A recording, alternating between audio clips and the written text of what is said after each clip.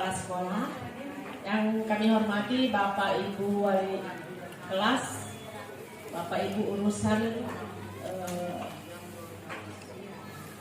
sekolah UPT SMP Negeri 1 Sukamaju, Ibu KTU bersama dengan stafnya, Bapak Ibu yang sama-sama berbahagia pada pagi hari ini. Selamat pagi, Assalamualaikum warahmatullahi wabarakatuh. Patut kita panjatkan puji dan syukur kehadiran Tuhan kita yang Maha Kuasa, oleh karena perkenaannya lah sehingga kita boleh bertemu, berkumpul di ruang sederhana ini untuk melakukan kegiatan pada pagi hari ini. Tidak panjang yang saya dalam pembukaan ini, langsung saja kita masuk pada intinya. Dan kami silakan kepada kepala sekolah UPT SMP Negeri 1 Sukamaju untuk menyampaikan beberapa hal yang terkait dengan kegiatan daripada calon guru penggerak angkatan 9 di UPT SMP Negeri 1 Sukamaju. Silakan. Terima kasih. Bismillahirrahmanirrahim. Assalamualaikum warahmatullahi wabarakatuh. Selamat pagi, salam sejahtera untuk kita semua. Yang terhormat Bapak Ibu Wakasek SMP 1 Sukamaju, yang saya hormati Bapak Ibu beserta staf SMP Negeri 1 Sukamaju, yang terkhusus Ibu CGP Angkatan 9 2023 yang sama-sama saya hormati. Alhamdulillah, wasyukurillah wala haula wala quwata illa billah. Selalu kita bersyukur kehadirat Allah Subhanahu wa taala atas segala limpahan rahmat nikmat yang diberikan kepada kita semua, sehingga pada pagi hari yang sangat cerah ini kita masih diberikan nikmat kesehatan, kesempatan, kekuatan guna melaksanakan suatu agenda yang akan dilakukan oleh calon guru penggerak SMP Negeri 1 Sukamaju. Tidak panjang lebar juga saya menyampaikan karena batas waktu yang diberikan oleh ibu-ibu penggerak ini singkat tapi padat, insya Allah dia berisi. Tapi saya cuma mau menyampaikan sedikit. Saya kemarin tadi malam juga buka-buka tentang destinasi wilayah Puskesmas yang akan dipaparkan sebentar oleh calon guru penggerak. Saya cuma kutip ada 5 yang inti poin yang di sini. Semoga kita semuanya akan melakukan hal yang seperti itu. Bapak Ibu yang diundang pada saat ini, orang yang pasti tidak mendengarkan tentang apa sebenarnya budaya positif di lingkungan sekolah. Terima kasih atas segala perhatian. Mohon maaf jika ada kata yang salah. Wabillahi taufiq wal hidayah. Wassalamualaikum warahmatullahi wabarakatuh. Terima kasih kami ucapkan kepada Kepala UPT SMP Negeri 1 Sukamaju, SMP Negeri 1 Sukamaju yang telah memberikan sebagian inti daripada pemaparan daripada kedua ibu calon guru penggerak angkatan 9. Kita lihat dulu apa yang akan dipaparkan oleh kedua rekan kita calon guru penggerak. Saat ini kami persilakan kepada Ibu Rasmiati mungkin dulu ya untuk menyampaikan materi tentang budaya positif di lingkungan UPT SMP Negeri 1 Sukamaju. Silakan Ibu. Ya, terima kasih Ibu Sence sebagai moderator dan juga terkhusus kepada Ibu Kepala UPT SMP Negeri 1 Sukamaju yang senantiasa membersamai kami dalam kegiatan di pendidikan guru penggerak ini. Ya. Sekali lagi saya ucapkan terima kasih juga kepada Bapak Ibu rekan guru yang telah hadir bersama-sama kami di sini. Dan yang pasti kami tidak bisa melaksanakan ini semua tanpa kehadiran Bapak Ibu semua. Jadi sekali lagi kami ucapkan terima kasih. Ya alhamdulillah, syukur kita senantiasa panjatkan kehadirat Allah Subhanahu wa taala, di mana pada pagi hari ini kita masih diberikan nikmat kesehatan, kekuatan dan kesempatan untuk bisa bersama-sama hadir di tempat ini. Tak lain dan tak bukan adalah salah satunya dengan yakni untuk meningkatkan kompetensi kita sebagai guru, dan ini juga merupakan salah satu tugas kami di pendidikan guru penggerak, yakni melakukan diseminasi terhadap budaya positif yang ada di modul 174. Ya, bagi yang beragama Islam, saya mengajak untuk kita senantiasa bersolawat kepada junjungan kita Nabi Muhammad SAW. Semoga kita mendapatkan syafaat di akhir kelak. Ya, baik Bapak Ibu, untuk mengoptimalkan waktu, di sini kami ada 2 CGP. Jadi kami akan berbagi dan berkolaborasi untuk menyampaikan tentang bagaimana diseminasi budaya positif ini. Saya akan memaparkan tentang budaya positif. Di sini saya menampilkan dulu salah satu penerapan ya budaya-budaya positif yang sudah kita lakukan di sekolah. Jadi mungkin secara tidak sadar memang kita sudah melakukan hal tersebut. Cuman kita belum berpikir yang seperti apa itu yang dimaksud budaya positif. Nah, kita bisa melihat di atas ini saya rangkumkan dalam galeri atau foto-foto kegiatan budaya positif di sekolah. Yang pertama salam sambut, kemudian sholat berjamaah, kegiatan ekstrakurikuler, Jumat Jariah, kreativitas siswa, upacara bendera, sarapan bersama, dan kesepakatan kelas. Ya, jadi ini semua merupakan wujud dari budaya positif yang sebenarnya sudah kita lakukan. Dan bahkan mungkin lebih banyak lagi, tetapi kita mungkin tidak menyadari. Ya, lanjut Bapak Ibu. Nah, di dalam budaya positif, di sini ada beberapa hal yang akan kita pelajari. Yang pertama tentang disiplin positif dan nilai-nilai kebajikan universal. Kemudian yang kedua, teori motivasi hukuman, penghargaan dan restitusi. Lalu yang ketiga tentang keyakinan kelas. Yang keempat, kebutuhan dasar manusia dan dunia berkualitas. Yang kelima, 5 posisi kontrol guru. Dan yang keenam, segitiga restitusi. Di sini kami akan berbagi, bukan menggurui, tetapi kita berkolaborasi dan berbagi. Ya, karena kami 2 CGP, jadi kami akan memaparkan, kami sudah berbagi 1, 2, 3, itu akan saya paparkan. Kemudian 4, 5, 6 itu Ibu Junaria yang bertanya. Salah satu tanggung jawab seorang guru adalah bagaimana menciptakan lingkungan positif yang terdiri dari warga sekolah yang saling mendukung, saling belajar, saling bekerja sama, sehingga nantinya itu tercipta kebiasaan-kebiasaan baik yang akan tumbuh menjadi karakter baik warga sekolah yang akhirnya nanti karakter tersebut akan membentuk sebuah budaya positif. Jadi di sini Bapak Ibu memang dibutuhkan dari guru dulu. Ya, jadi bagaimana kita bisa saling mendukung dan saling belajar. Ya, jadi mungkin ya kita harus keluar dari zona nyaman kalau menurut saya. Ya, yang tadinya mungkin cara belajar kita seperti ini, seperti itu, kita harus mengupgrade diri.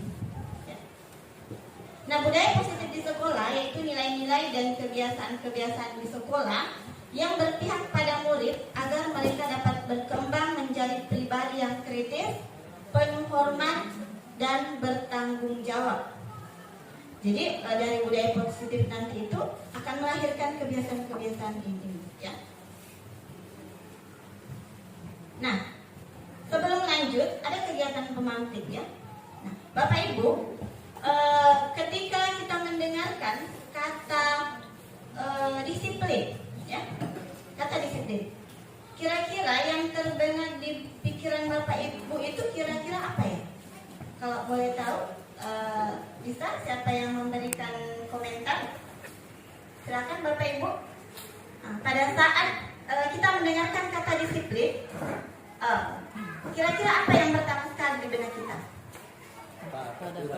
Ya. Silakan Pak Ajit. Ya, terima kasih. Ya, seperti yang Ibu jelaskan tadi, ya langsung saya ingat bahwa disiplin itu ya taat pada tata tertib yang ada di dalam sekolah ini. Oke, berarti ketaatan terhadap peraturannya.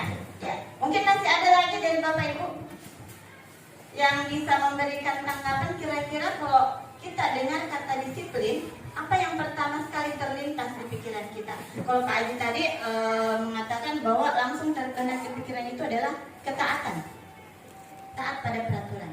Kalau menurut pendapat saya, disiplin itu adalah penentu daripada keberhasilan atau kesuksesan. Oke, ya, bagus ya. Ya, jadi kalau kita disiplin, berarti kita bisa sukses. Intinya seperti itu ya. Kalau kita mendengar kata disiplin, ya biasanya itu lebih kepada tata tertib ya, peraturan. Jadi kalau misalkan melanggar tata tertib atau peraturan berarti sudah tidak disiplin, gitu ya konotasinya.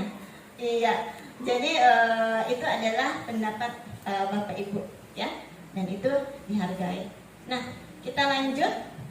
Nah ini, kalau menurut Dean Goston dalam bukunya Restructuring School mengatakan bahwa disiplin itu berasal dari bahasa Latin yang artinya belajar.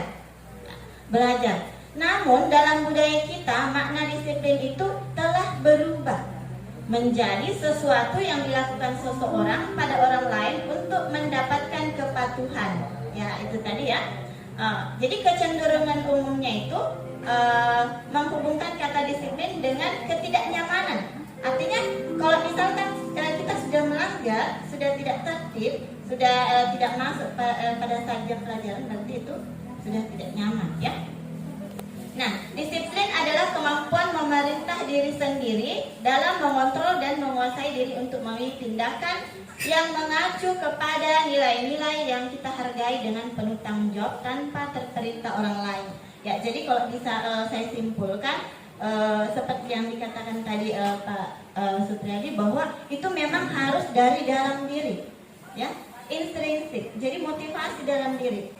Nah, dalam rangka menciptakan lingkungan positif, salah satu strategi yang perlu kita tinjau kembali adalah penerapan disiplin di sekolah. Di sini coba kita tanyakan kembali kepada diri kita, Bapak Ibu.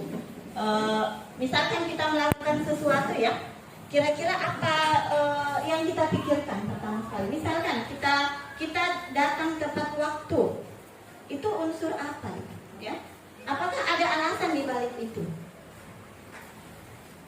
Nah, sebagai pendidik, tujuan kita adalah menciptakan anak-anak yang memiliki disiplin diri sehingga mereka bisa berperilaku dengan mengacu pada nilai-nilai kebajikan universal dan memiliki motivasi intrinsik. Jadi bukan ekstrinsik. Jadi bukan dari luar, tetapi dari dalam diri. Ya.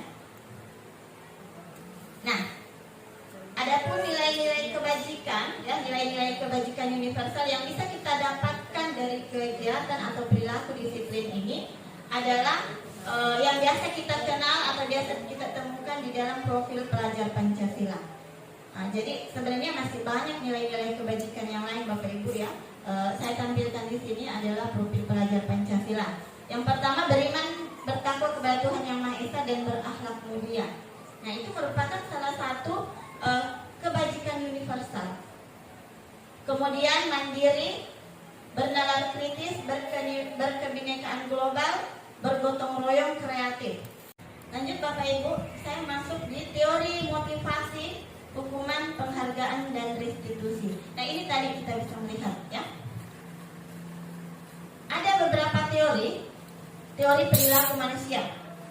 Artinya di sini bisa juga itu berlaku ke kita, juga berlaku kepada peserta didik kita. Jadi nanti kita bisa melihat di situ. Kira-kira kita itu masuk di mana? Ya. Yang pertama, untuk menghindari ketidaknyamanan atau hukuman. Nah, apa yang akan terjadi jika saya tidak melakukannya? Nah, seperti itu tadi, misalkan murid-murid kita diberikan tugas, kemudian kira-kira motivasi mereka mengerjakan tugas itu apa? Kalau mereka motivasi tugasnya yang pertama, berarti itu untuk menghindari hukuman. Mungkin takut sama gurunya dan seterusnya. Lalu yang kedua, untuk mendapatkan imbalan atau penghargaan dari orang lain atau institusi. Nah, kita melakukan itu karena apa? Supaya misalkan ya, supaya saya dipuji oleh ibu kepala sekolah, ya. atau supaya saya mendapatkan penghargaan sebagai guru apa ya. Nah, itu merupakan motivasi eksternal ya. Itu dari luar. Dan yang ketiga, untuk menghargai diri sendiri. Ini motivasi internal. Jadi di sinilah tujuan disiplin positif yang sebenarnya. Jadi bukan karena pemimpin kita, atau bukan karena ingin mendapatkan imbalan, mendapatkan hadiah, makanya kita melakukan hal tersebut. Ya, ini ada sedikit gambaran Bapak Ibu, coba ya kita ini kembali. Nah, bila di sekolah tidak ada peraturan yang mengharuskan guru datang tepat waktu, dan tidak ada surat teguran bagi guru yang datang terlambat, serta tidak ada atasan yang memuji Anda, apakah Anda akan tetap datang tepat waktu untuk mengajar murid-murid Anda? Ya, saya minta lagi tanggapan dari Bapak Ibu. Oke, silahkan langsung Ibu Afni. Ya. Ya, jadi terkait motivasi tadi 3 itu Bapak Ibu ya, kita hubungkan dengan peristiwa ini. Kira-kira kalau menurut Bu Afni bagaimana ini? Assalamualaikum warahmatullahi wabarakatuh. Kalau menurut saya tidak harus ada teguran, Ya. tidak harus ada apa lagi pujian Ya. atau apa yang lain yang jelas itu dari diri saya saja sendiri. Iya. Karena itu adalah apalagi yang tumbuh dari dalam diri saya ini harus datang tepat waktu, saya harus mengajar, gitu ya. Ya, jadi motivasi dari dalam diri. Iya. Ya, intrinsik. Oke. Nah itu juga saya tanamkan dalam diri saya karena itu adalah kewajiban saya. Iya. Yang namanya kewajiban ya harus kita laksanakan. Iya. Tidak mesti baru harus nanti Tidak, ditegur iya. Ibu ya. Tidak mesti harus Iya. ditegur, tidak mesti harus ada aturan seperti ini. Iya. Nah, kalau saya seperti itu ya, karena dari diri saya sendiri. Iya. Makasih. Terima kasih Bang. Dihapus dulu untuk Bu Afni. Ya, lanjut. Hukuman, konsekuensi, dan restitusi. Nah, apa perbedaannya? Apa perbedaan hukuman, kemudian apa perbedaan konsekuensi dan restitusi? Kan biasa kita menerapkan itu di murid-murid kita ya. Nah, ini nanti akan lebih menarik kalau materi selanjutnya itu dipaparkan oleh Ibu Junet. Nah, ini hukuman itu sifatnya tidak terencana, dia tiba-tiba. Jadi murid itu tidak tahu ya apa yang terjadi, langsung dihukum kalau itu hukuman. Ya. Kemudian murid hanya menerima, tidak ada kesepakatan dalam hukuman. Nah, hukuman ini biasa diberikan berupa fisik maupun psikis, yang itu bisa misalkan melukai hati anak ya. Kemudian sementara disiplin itu dalam bentuk konsekuensi itu sudah terencana. Artinya begini, ada peraturan yang disepakati, kemudian kita melanggar dan ada konsekuensinya. Ada akibat yang didapat dari pelanggaran tersebut. Itu kalau konsekuensi. Jadi beda Bapak Ibu hukuman dengan konsekuensinya. Nah, konsekuensi itu sudah terencana dia. Jadi sudah disepakati oleh murid maupun guru. Misalkan Bapak Ibu ya terlambat masuk kelas, ya nantinya apa kira-kira konsekuensinya? Makanya di situ nanti ada namanya kesepakatan kelas yang akan kita buat, ya. Nah, sedangkan restitusi adalah proses menciptakan kondisi bagi murid untuk memperbaiki kesalahan mereka. Jadi sehingga mereka bisa kembali kepada kelompok mereka dengan karakter yang lebih kuat. Dari proses kolaboratif yang mengajarkan murid untuk mencari solusi dari masalah mereka. Jadi di sini kalau restitusi itu ketika murid itu mendapatkan satu masalah ataupun mungkin pelanggaran, dia akan mencoba menggali kira-kira apa yang bisa dilakukan untuk mengatasi permasalahan itu. Ya. Jadi bukan kita yang memberikan solusi.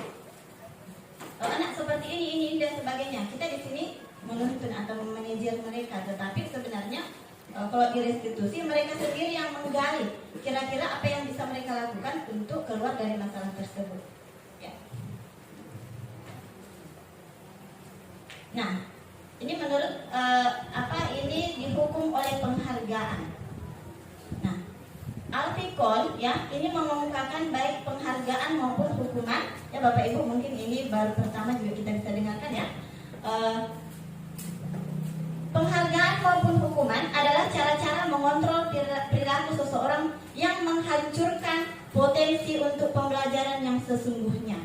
Ya, jadi Bapak Ibu di sini juga setelah belajar setelah belajar tentang budaya positif ini, saya baru tahu ternyata penghargaan itu pun adalah bagian dari hal yang bisa menghancurkan potensi siswa.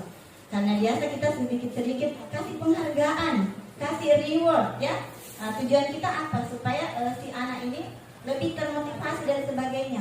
Tapi ternyata setelah mempelajari ini itu adalah keliru ya. Iya. Jadi ternyata sedikit-sedikit kita memberikan reward kepada peserta didik kita, itu ternyata tidak sesuai ya, itu keliru. Nah, karena idealnya belajar itu sendiri adalah penghargaan sesungguhnya ya. Jadi ketika kita memberikan penghargaan kepada murid, terkadang murid itu menanti-nanti terus itu ya. Ya apalagi mau dikasihkan nanti. Jadi kayaknya motivasi belajarnya itu cuma karena supaya ada penghargaan dari gurunya ya. Tidak apalagi bolpen nanti harus belajar memang. Nah itu motivasinya dia. Iya. Jadi kalau kemarin sedikit-sedikit kita kasih reward ya, penghargaan kepada siswa, ternyata itu Bapak Ibu jangan dilakukan ya. Ya kita kasih saja motivasi supaya dia lebih memperbaiki dia. Kita sekarang masuk di materi keyakinan kelas. Nah, apa sih yang dimaksud dengan keyakinan kelas di sini? Jadi keyakinan kelas ini merupakan sebuah ketetapan atau aturan kelas yang kita sepakati secara bersama, dan itu dibentuk menjadi sebuah peraturan-peraturan yang nantinya dilaksanakan dan kita semua bertanggung jawab dalam hal itu. Kalau kita membuatnya misalkan dengan anak walinya kita, berarti wali kelas dengan siswanya ya. Tetapi kalau misalkan kita membuat dengan guru mata pelajaran, berarti itu terkait dengan keyakinan kelas kita dengan siswa kita berkaitan dengan pelajaran tersebut. Nah, jadi ini ada prosedur membuat keyakinan kelas Bapak Ibu ya. Ini ada prosedurnya. Yang pertama, mempersilakan warga sekolah atau murid di kelas kita untuk bercurah pendapat. Jadi mereka nanti itu kita berikan kesempatan, silahkan anak-anak tuliskan apa-apa kira-kira yang mau kita buat menjadi peraturan di kelas tak. Ya kan mereka belum tahu apa keyakinan, jadi kita bilang kayak dulu peraturan. Kemudian kita susun keyakinan itu sesuai dengan prosedur pembentukan keyakinan kelas dengan menggunakan kalimat positif. Ya kadang kan biasa kalau kita suruh anak-anak membuat peraturan, mereka langsung tulis dilarang, misalkan ya, dilarang makan di dalam kelas, tidak boleh menyentek. Itu adalah kalimat-kalimat negatif yang nantinya kalau di dalam keyakinan kelas itu kita akan berubah menjadi kalimat positif ya. Nah ini Bapak Ibu contoh tahapan keyakinan kelas yang saya buat di kelas. Jadi yang pertama di sana saya mempersilahkan dulu peserta didik saya, anak wali saya di 9A untuk menuliskan dulu kira-kira peraturan apa ya. Karena mereka yang buat, berarti mereka paling tidak itu bertanggung jawab terhadap apa yang mereka buat. Kemudian setelah mereka buat ini ya, mereka maju menempelkan apa-apa yang mereka telah tulis di statement tersebut. Tahap selanjutnya ini kita mau validasi, jadi kita mau mensortir kira-kira mana yang sama. Setelah terkumpul, mereka nanti akan menandatangani apa yang mereka buat. Nah, jadi di statementnya itu mereka akan membubuhkan tanda tangannya. Ya. Kenapa harus ada tanda tangannya? Supaya itu lebih kuat. Mohon maaf Ibu, masih ada sesi berikutnya ya. Ya bisa kita nanti lebih banyak lagi materi berikutnya.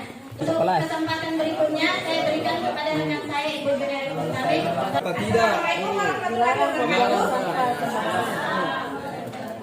Jadi untuk sesi kedua tadi ada 6 materi.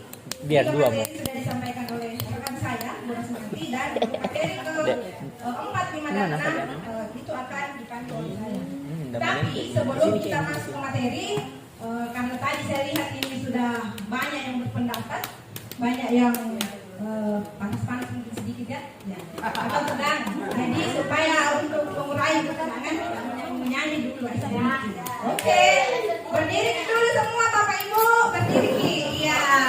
Sebelum kita lanjut ke materi yang kedua, kita rendahkan dulu yang tegang-tegang, yang tadi dulu ya.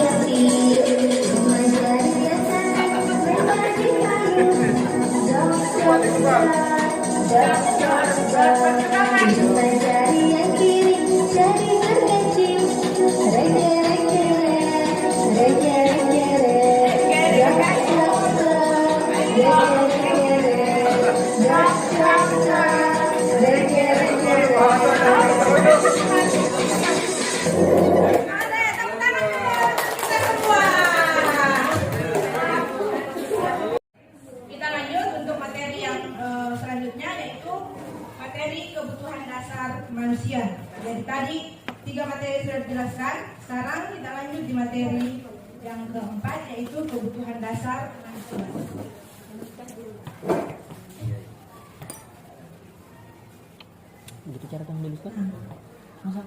Sekarang untuk membangun budaya sekolah yang positif dengan lingkungan yang aman dan mendukung murid untuk menjadi pribadi yang berdaya, seimbang dan bahagia, maka salah satu upaya yang dapat dilakukan adalah dengan memahami kebutuhan dasar yang mendasari perilaku murid.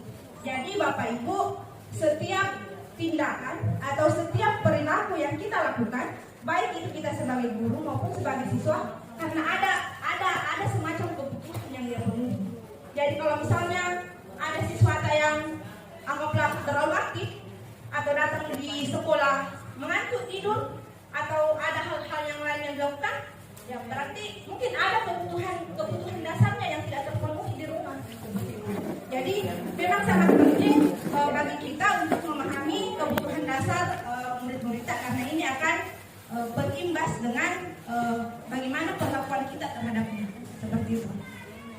Kemudian menurut William Glasser, seluruh tindakan manusia itu memiliki tujuan tertentu untuk memenuhi kebutuhan dasarnya. Kemudian perilakunya itu atau tindakannya itu, baik itu berupa tindakan negatif maupun tindakan positif, pasti ada tujuannya. Nah, supaya kita lebih memahami, kira-kira ini si anak, anggaplah si Tisar misalnya. Anggaplah si Tisar, ini Tisar tidak berubah-berubah kelakuannya, tindakannya. Kira-kira mungkin ada kebutuhannya yang belum terpenuhi di rumah, sehingga dia mencari atau menginginkan perlakuan itu didapat dari gurunya di sekolah. Seperti itu. Nah, apa yang menjadi kebutuhan dasar manusia? Itu ada 5. Ada 5. Yang pertama, jadi ini yang menjadi kebutuhan dasar manusia. Yang pertama itu adalah kebutuhan untuk bertahan hidup. Yang bagaimana yang dikatakan kebutuhan untuk bertahan hidup? Kebutuhan bertahan hidup ini, contohnya kita membutuhkan tempat tinggal, kita membutuhkan makanan, kita membutuhkan kesehatan yang berkaitan dengan psikologis. Itu yang merupakan kebutuhan inti atau kebutuhan utama yang harus terpenuhi bagi kita, ya. Kebutuhan dasar manusia yang kedua ya adalah ini, kasih sayang dan rasa diterima. Kasih sayang dan rasa diterima ini bukan hanya kasih sayang dari orang tua terhadap anaknya, tetapi juga kasih sayang dari guru terhadap muridnya. Kalau misalnya ada siswa yang anggaplah kayak tidak ada semangatnya, jadi tidak boleh langsung ya gitu anak-anak, tidak ada mentor semangatmu, tidak memang harus kita tahu dulu kebutuhan apa nih anak-anak yang tidak terpenuhi. Gitu, ya. Bisa saja di rumah itu dimarah-marahi terus, atau tidak ada yang perhatikan nih. Artinya mau dia berbuat apapun tidak ada yang mau menasihati, sehingga sampai di sekolah dibawa itu tindakannya yang seperti itu. Padahal sebenarnya dia membutuhkan kasih sayang dan rasa ingin diterima. Kemudian kebutuhan dasar yang berikutnya adalah kesenangan. Dan kebutuhan yang ketiga adalah kebebasan, dan yang keempat itu adalah penguasaan. Untuk penjelasan dari setiap kebutuhan dasar, yang kebutuhan dasar tadi itu ada 5 ya Bapak Ibu. Ada 5. Yang pertama itu adalah apa? Kebutuhan untuk bertahan hidup.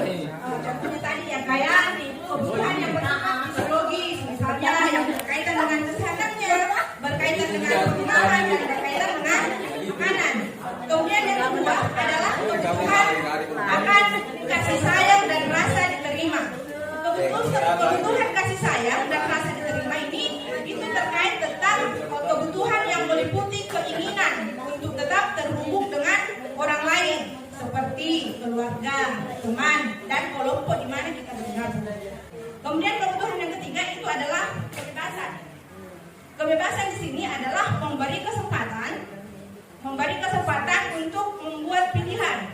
Jadi sama juga tadi dengan pada saat membuat keyakinan kelas atau membuat keyakinan sekolah, maka bukan hasil pemikiran kita, tetapi kita undang mereka, kita berdiskusi dengan mereka.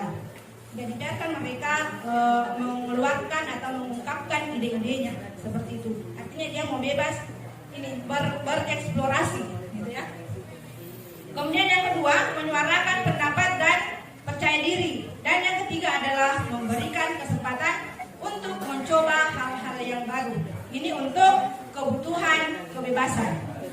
Kemudian yang kebutuhan dasar hidup yang keempat, itu adalah kesenangan. Kebutuhan dasar kesenangan adalah memasukkan kegiatan yang menyenangkan dalam kegiatan pembelajaran di kelas. Sama dengan yang kita lakukan tadi ini, pemberian ice cream itu adalah salah satu yang membuat siswa itu merasa senang dalam kegiatan proses pembelajaran. Sebelum saya masuk di CGP, saya juga terus terang jujur tidak pernah memberikan ice cream. Tidak pernah. Tetapi setelah saya mempelajari paradigma pendidikan yang harus dilakukan sekarang itu adalah salah satunya adalah pemberian pembelajaran yang menyenangkan. Nah, alhamdulillah itu sudah saya lakukan sekarang. Seandainya saya tidak masuk ke CGP, mungkin belum bisa juga saya lakukan karena saya tidak paham. Tapi setelah saya mempelajari modul yang ada di CGP, semakin saya mempelajari modul, semakin saya merasa bahwa ternyata selama ini banyak keliruan yang saya lakukan. Dan alhamdulillah saya bersyukur bisa bergabung dengan guru penggerak. Kemudian kebutuhan dasar yang terakhir itu adalah kebutuhan dasar penguasaan ini terkait dengan setiap murid memiliki kebutuhan untuk merasa kompeten, menjadi terampil dan diakui pencapaiannya dan keterampilannya. Artinya biarkan dia bereksplorasi dengan apa yang jadi hampir sama kaitannya dengan ini tadi, kebebasan. Ya. Memang sangatlah penting bagi kita untuk mengetahui kebutuhan dasar murid-murid agar kita memahami alasan dibalik setiap sikap dan tingkah laku mereka. Jadi kalau ada sesuatu yang misalnya perilakunya negatif, tanda kutip negatif, ada siswa yang perilakunya positif, jangan kita langsung katakan ke anak tidak bisa nonton, kalau berubah kenapa ya kalau menonton, tidak boleh seperti itu ya. Karena apa yang harus kita lakukan itu tadi menggali apa yang kebutuhannya tidak terpenuhi. Kemudian bila murid berperilaku buruk atau melanggar peraturan sehingga tindakannya tidak sesuai dengan nilai-nilai kebajikan, maka kita harus mencari tahu alasan tindakan tersebut dan kebutuhan apa yang belum terpenuhi. Hal yang bisa kita lakukan yaitu melakukan percakapan antara guru dan siswa dalam pendekatan disiplin. Ini juga erat kaitannya dengan hukuman tadi. Ketika ada anak-anak yang melanggar atau tidak mengikuti tata tertib, pernahkah kita mengajak mereka untuk berdiskusi? Misalnya, ada anak-anak yang terlambat, kita duluan masuk di dalam kelas, tiba-tiba ada muncul dari pintu. Pernahkah kita mengajak anak-anak yang terlambat itu berkomunikasi dengan baik dengan kita, atau langsungkah kita memberikan hukuman? Kembali ke diri kita masing-masing, Bapak Ibu. Jadi merasa maksudnya refleksi ke diri kita, kira-kira yang saya lakukan selama ini seperti ini, oh harusnya tidak seperti itu.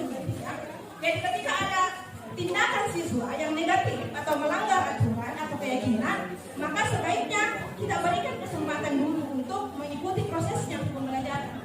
Nanti setelah itu baru kita ajak dia berdiskusi untuk menemukan apa yang menjadi penyebab tindakannya. Kemudian kalau seperti ini, kira-kira hal apa yang akan kamu lakukan? Jadi anak-anak sendiri yang menemukan, yang menggali apa yang mereka lakukan. Kalau dia sendiri yang menemukan, mau melakukan hal yang itu kan dia yang membuat, mungkin merasa tidak enak kalau dia lakukan. Kita akan lanjut ke materi yang baru. Materi yang baru itu adalah ini materi yang kelima, pasti juga yang kelima. 5 posisi kontrol. 5 posisi kontrol. Yang pertama itu adalah posisi penghukum. Posisi penghukum. Yang posisi kontrol kedua adalah pembuat merasa bersalah. Kemudian posisi kontrol ketiga adalah teman. Dan posisi kontrol yang keempat adalah pemantau. Dan yang terakhir adalah manajer. Dari kelima posisi yang ada di sini, kira-kira posisi tak Bapak Ibu berada di mana? Ramli? Posisi kontrol kalau saya ini terkadang samping semua, Bu. Saya lihat siapa anak siapa itu yang saya berikan.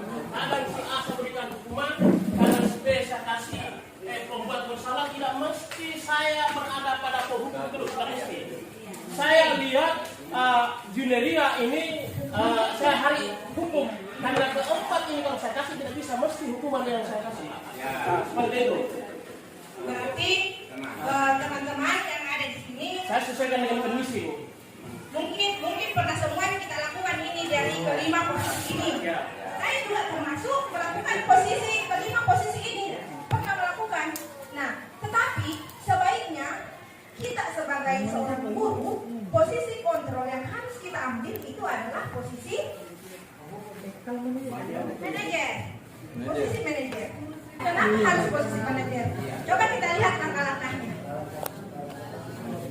Jadi sebenarnya saya juga sudah melakukan semua ini posisi ini, tetapi ternyata sebagai seorang guru, posisi kontrol yang harus kita pegang, yang harus kita gunakan adalah posisi manajer. Ini dia.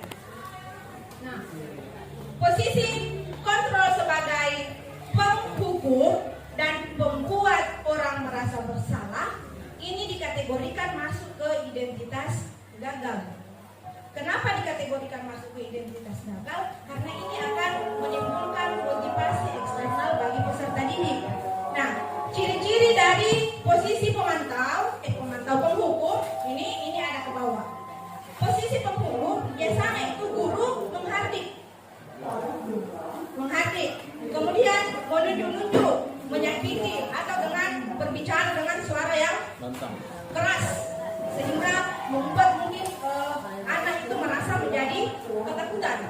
seperti itu.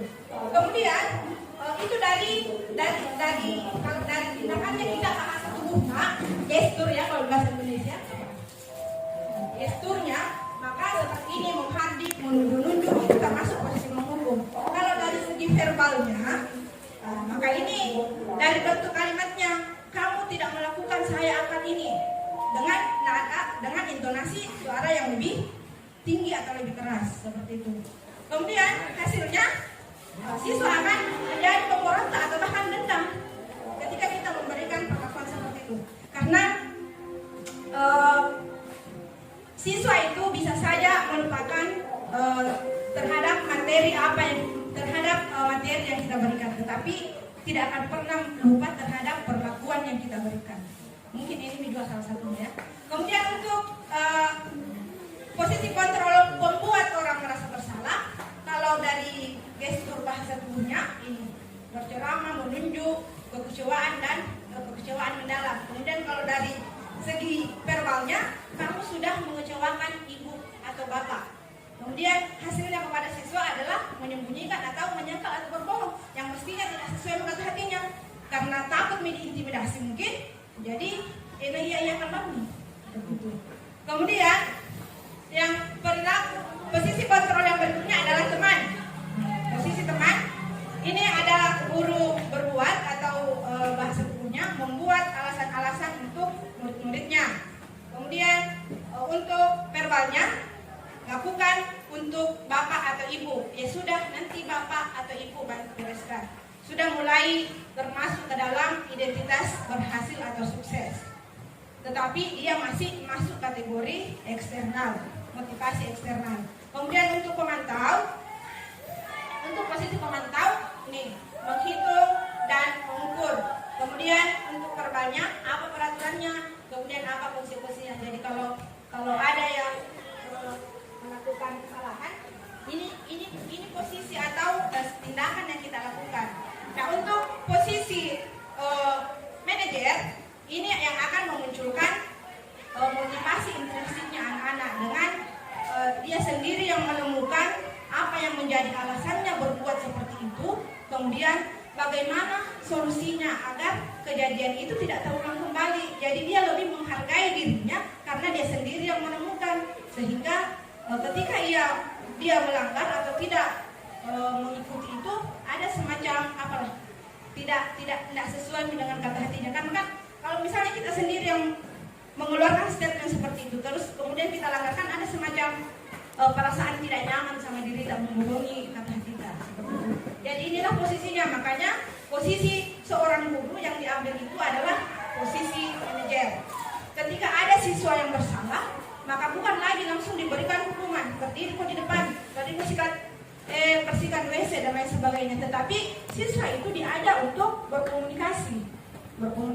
Kita memanggil siswa dengan mengajukan pertanyaan-pertanyaannya ini pertanyaan-pertanyaan yang memicu dari anak itu sendiri yang mengeluarkan statement bahwa tidak seperti ini maka bu, mestinya harus seperti ini. Sehingga kalau ini dilakukan secara konsisten dan terus-menerus, lama-kelamaan akan memunculkan motivasi intrinsik dari si anak tersebut. Di antara kelima posisi kontrol, sebaiknya seorang guru menggunakan posisi kontrol manajer. Kenapa harus manajer? Karena guru berbuat sesuatu bersama murid, kemudian mempersilahkan murid mempertanggungjawabkan perilakunya dan mendukung murid agar dapat menemukan solusi atas permasalahannya sendiri. Sehingga posisi manajer juga mengacu pada restitusi yang dapat menjadikan murid sebagai manajer bagi dirinya sendiri, sehingga tercipta identitas positif atau berhasil pada diri murid. Selanjutnya, untuk restitusi ini tidak bisa kita jalankan ketika tidak ada keyakinan kelas kita buat. Karena kenapa restitusi ini tidak bisa berjalan ketika tidak ada keyakinan? Karena di restitusi ini kita kan menggali anak-anak bahwa kira-kira tadi kamu terlambat, keyakinan kelas apa yang telah dilanggar. Nah, kalau tidak ada keyakinan kelas dibuat, bagaimana kita memberikan pertanyaan seperti itu kepada anak? Apa itu restitusi? Restitusi adalah sebuah proses restitusi bagi murid untuk memperbaiki kesalahan mereka, sehingga mereka bisa kembali pada kelompok mereka dengan karakter yang lebih kuat. Restitusi juga merupakan proses kolaboratif yang mengajarkan murid untuk mencari solusi untuk masalah mereka. Jadi bukan kita yang carikan solusinya ketika anak-anak melanggar, misalnya terlambat. Bukan kita yang kasih saran yang mestinya seperti ini, mestinya seperti ini. Jadi kita tanya-tanya sehingga kira-kira apa yang bisa kita lakukan supaya kesalahan itu tidak terulang kembali. Anak-anak ini akan mengeluarkan ide-idenya seperti itu.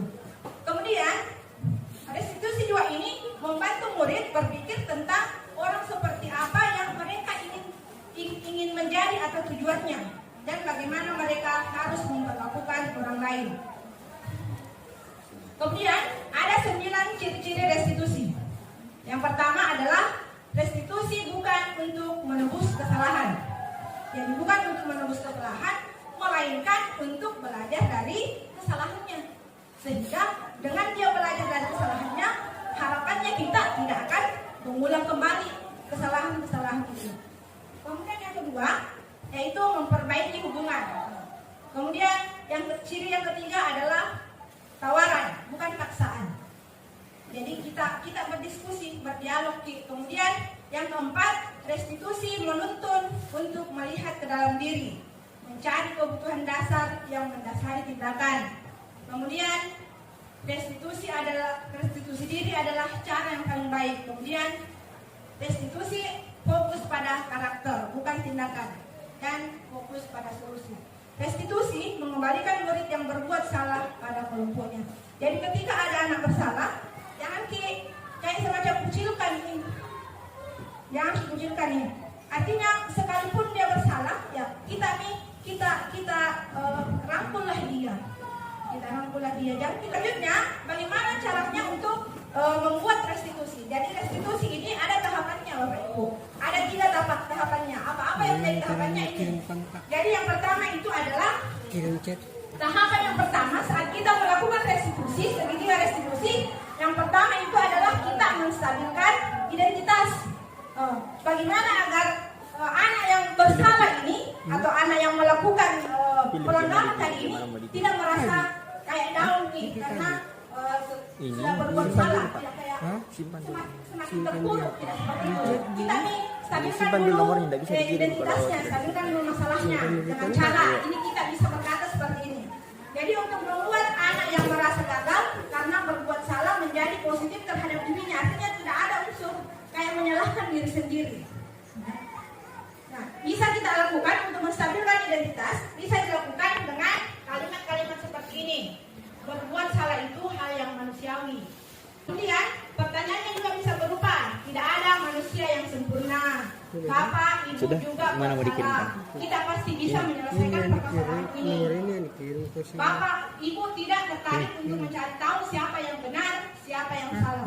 Yang lebih saya ibu di sini adalah tertarik untuk menyelesaikan masalah. Ini adalah semua contoh-contoh pertanyaan untuk menstabilkan identitas.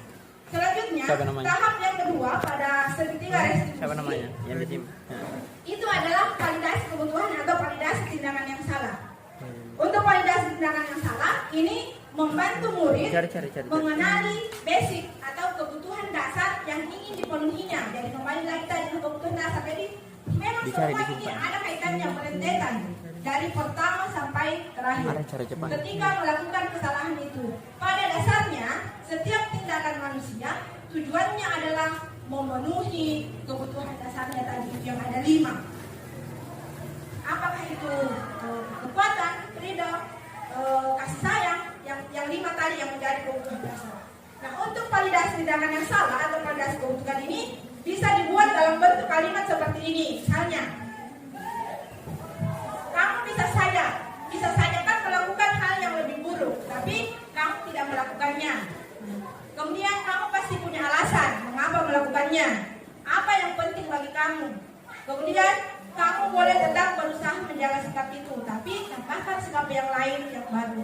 Maukah kamu belajar cara lain untuk mendapatkan yang kamu butuhkan tanpa harus memukul? Selanjutnya untuk tahap yang terakhir di proses segitiga restitusi adalah menanyakan keyakinan. segitiga restitusi ini tidak akan bisa dilaksanakan prosesnya, tahapnya, ketika tidak ada keyakinan yang dibuat. Karena kembali lagi kita akan menanyakan keyakinan dari tindakan tadi yang terlambat, berarti dia sudah melanggar keyakinan kelasnya. Dalam hal ini adalah disiplin waktu misalnya, toh seperti itu. Jadi nanti bisa dilaksanakan restitusi ketika keyakinan kelasnya sudah ada yang terbentuk. Seperti itu Bapak Ibu. Kemudian untuk menanyakan keyakinan, anak melihat kesalahannya dihubungkan dengan norma sosial dan nilai-nilai yang mendasari manusia berinteraksi dengan orang lain. Kalimat untuk menanyakan keyakinan ini bisa berupa apa nilai yang kita percaya di kelas atau di sekolah kita, nilai-nilai universal apa yang telah kita sepakati, kelas yang ideal itu seperti apa, kemudian kamu ingin jadi anak seperti apa yang kamu rasakan ketika kamu melakukan itu, kamu menjadi orang yang seperti apa. Ini semua contoh-contoh kalimatnya. Tetapi sekali lagi, segitiga restitusi tidak akan bisa dilaksanakan, posisi kontrol juga tidak akan bisa dilaksanakan ketika keyakinan kelas tak boleh terbentuk. Jadi sekarang mudah-mudahan setelah Bapak Ibu guru, terutama yang wali-wali kelas, hari Senin mungkin bisa bergerak untuk membuat keyakinan kelas tak. Dan keyakinan kelas ini bisa saja berubah Bapak Ibu ya. Jadi tidak misalnya anggaplah misalnya dibuat di awal semester di tahun ajaran baru. Ini tidak patut artinya berlaku 1 tahun itu. Bisa berubah sesuai dengan kebutuhannya peserta didik dalam kelas. Oke? Nah, yang terakhir, penerapan disiplin positif terutama melalui konsep segitiga restitusi adalah pendekatan yang penting dalam menciptakan lingkungan yang sehat. Ini tidak hanya mengajarkan siswa tentang tanggung jawab dan konsekuensi tindakan mereka, tetapi juga membantu membangun hubungan yang lebih baik, yang lebih komunikatif antara guru dan siswa. Lingkungan yang positif tidak akan bisa terjadi, tidak akan tercipta ketika tidak ada kerjasama di dalamnya semua stakeholder. Jadi sekali lagi Bapak Ibu, bahwa untuk melakukan suatu perubahan tidak bisa kalau hanya 1-2 orang, tetapi memang butuh kerjasama semua stakeholder yang ada di dalamnya. Seperti itu yang bisa saya jelaskan untuk materi ini. Kalau saya lihat ini memang sangat bagus. Kalau bisa dilakukan ini, tidak lama Indonesia menjadi hebat. Ya, tujuannya seperti itu, tidak lama menjadi hebat. Cuma karena kita lupa, karakter orang itu sangat berpengaruh. Karena apa? Karakter antara orang kota dengan orang pelosok jauh berbeda. Nah, seperti keyakinan yang perlu kita terapkan kelas. Nah, kalau keyakinan kita buat di kelas itu untuk orang kota sangat gampang memahami. Kalau karakter kita orang pedesaan susah. Salah satu contoh, misalnya pembawa materi tadi mengatakan tidak boleh kita menggunakan kata negatif ya, tapi kita harus positif. Contoh, tidak boleh menggunakan kata tidak boleh membuli, tapi yang digunakan adalah saling menghargai. Sekitar begitu ya. Nah, ini sudah berulang-ulang saya tanyakan, saya bawakan dalam materi PPKN. Sifat saling menghargai, mereka tidak tahu mana perbuatan itu yang saling menghargai. Mereka tidak tahu. Yakin ini. Sudah berapa kali saya ajar, saya tanyakan setiap saya masuk, ada kaitannya materi itu, tidak ada yang tahu mana perbuatan itu. Tapi dia hafal. Saling menghargai, tapi tidak tahu perbuatan mana itu yang menghargai. Nah, makanya saya kurang setuju kalau kita hanya menggunakan kata positif. Karena mereka tidak tahu apa itu negatifnya. Contoh membuli, kalau katakan tidak boleh membuli, orang anak-anak tahu itu bilang, oh tidak boleh membuli, begini perbuatannya. Kalau katakan saling menghargai, mereka tidak tahu, akhirnya tetapi lakukan pembulian. Itu yang selalu saya sampaikan di kelas. Harus begini, jadi saya tanya, kalau misalkan tidak terlambat datang ke sekolah, apa kira-kira keyakinan yang bisa kita peroleh di situ? Mereka bilang, oh Bu, tepat waktu, hadir kita tepat waktu ya itu ya. Dirubah itu kalimat negatifnya ke kalimat positif dan tetap kita taruh di situ, tidak dihilangkan gitu Pak, supaya mereka bisa lihat oh ini yang saya tulis tuh hari masih ada di sini. Begitu dia menjadi sebuah keyakinan kelas, ya oh berarti itu sebagai satu kesimpulan. Ya, begitu. Kemudian selanjutnya tentang apa tadi ya, karakter anak kota dengan anak desa. Ya. Kalau masalah karakter, saya pikir yang namanya karakter itu tidak ada sifat kota atau desa ya, tergantung sebenarnya masing-masing pribadi ya. Tapi kalau saya kadang juga anak kota berperilaku seperti itu, dan atau anak desa santun dan seterusnya ya. Iya, karakter itu misalkan yang kayak tadi dibilang saling menghormati, tidak tahu apa menghargai, anak-anak tidak tahu. Saya begini Pak, coba kita tunjukkan, misalkan ya, ada teman tak duduk di situ, kemudian langsung kita ambil apa-apanya, tidak kita tanya, kira-kira itu bagaimana? Atau kita lewat di depannya orang, tidak kita tabik-tabik dulu, kira-kira itu bagaimana? Jadi langsung ditunjukkan dulu, kemudian mereka langsung mengambil kesimpulan, oh iya. Ya, masih ada? Oh ya, jadi itu saja dulu Bapak Ibu, mohon maaf dulu ya, banyak sekali memang yang komen di sini. Ayo nanti kita sudah ada komunitas belajar, dalam komunitas belajar nanti itu kita berbagi ya. Silakan sebenarnya untuk selanjutnya apa yang mau disampaikan sebelum saya tutup. Terima kasih. Oke, terima kasih. Memang sangat menarik Bapak Ibu, dan sebenarnya kami hanya membutuhkan waktu tadi kurang lebih 1 jam. Tetapi karena kolaborasinya kita banyak responnya, banyak yang menanggapi, dan memang ini sangat penting. Dan ini memang tidak akan terselesaikan karena begitu banyak permasalahan yang muncul dari siswa. Maka ini nanti kita akan bahas di kelompok komunitas belajar nanti yang kecil supaya aktif semua di situ. Insya Allah akan terbentuk perpenda seperti itu, dan kita keluarkan semua yang kita inginkan seperti apa. Kemudian yang terakhir saya ucapkan banyak terima kasih kepada rekan-rekan guru yang sudah meluangkan di waktu kita untuk ikut dalam kegiatan diseminasi ini sebagai bentuk perwujudannya Bapak Ibu mendukung kami dalam mengikuti kegiatan pendidikan guru penggerak ini. Sekali lagi, saya dengan Ibu Rasmiati mengucapkan banyak terima kasih atas kehadiran tak semua meluangkan waktu untuk duduk berdiskusi di sini. Kami melakukan penyimbasan terhadap materi yang telah kami terima kepada Bapak Ibu semuanya. Sekali lagi terima kasih. Demikian dari saya. Assalamualaikum warahmatullahi wabarakatuh. Oke, saya akan menutup diseminasi tentang implementasi budaya positif sekolah UPT SMP Negeri 1 Sukamaju. Semoga apa yang telah dipaparkan oleh kedua calon guru penggerak Ibu Judaria Mustamim dengan Ibu Rasmiati itu boleh bermanfaat buat kita semua untuk kita bersama-sama di dalamnya berkolaborasi bersama sehingga tercipta suasana yang baik dalam pendidikan, dalam lingkungan pendidikan sekolah kita, buat anak-anak kita, buat anak bangsa dan negara Republik Indonesia ini. Saya tutup dengan ucapan wabillahi taufiq wal hidayah. Assalamualaikum warahmatullahi wabarakatuh.